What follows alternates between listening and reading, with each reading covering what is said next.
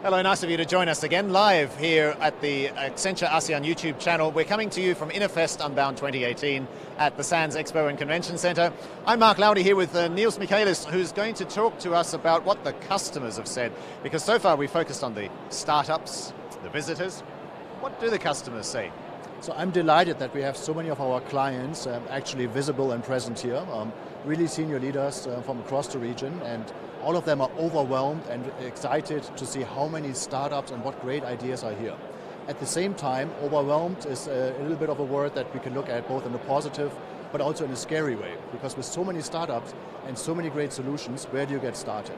And this is where they really enjoy the fact that we have this open innovation program where we can help them to identify which startups might make sense for them to be partnering with or to integrate in some of the solutions. So we de-risk a little bit the working with the startups, and at the same time we provide to the startups scale and a platform to really get visibility with some of our core clients.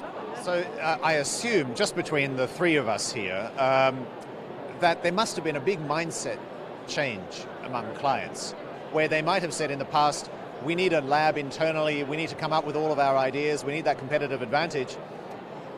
Is it true that they're now taking a much more collaborative approach and saying, actually, we can't possibly come up with all these things, we need other people to have input? I think that's absolutely something we've seen in the last 2 years. It's a lot more about the power play of ecosystems. So how can we, as a large company, as a large corporation, work with startups to accelerate our journeys? But in the banking sector, Nils, you had such an adversarial relationship, right, between the fintechs who were going to eat the bank's lunch. Did we see that in other industries as well? So I think also there our clients have matured in a way.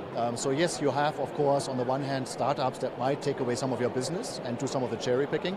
At the same time, a lot of this is inspiration, and there's also a chance to recreate and to completely reinvent your own business and way of doing it.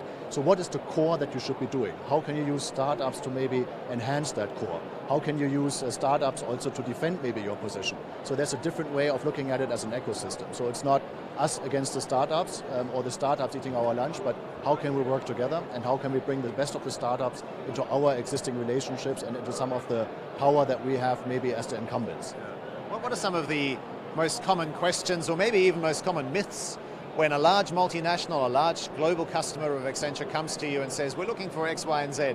What are some of the questions that you usually find yourself answering?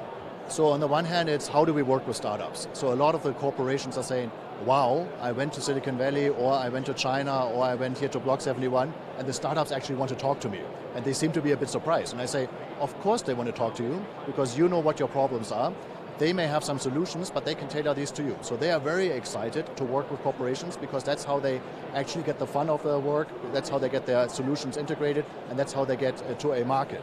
The other question that the startups, that the corporations are always asking is, but once we have identified the startup, how do we get them excited to work with us?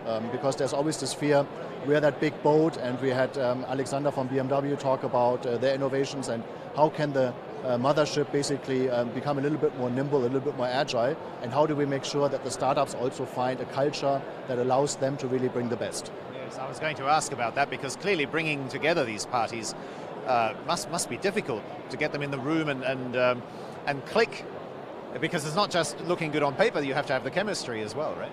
I do feel that there has been a bit of a mindset change, so that the corporations are becoming more open to it.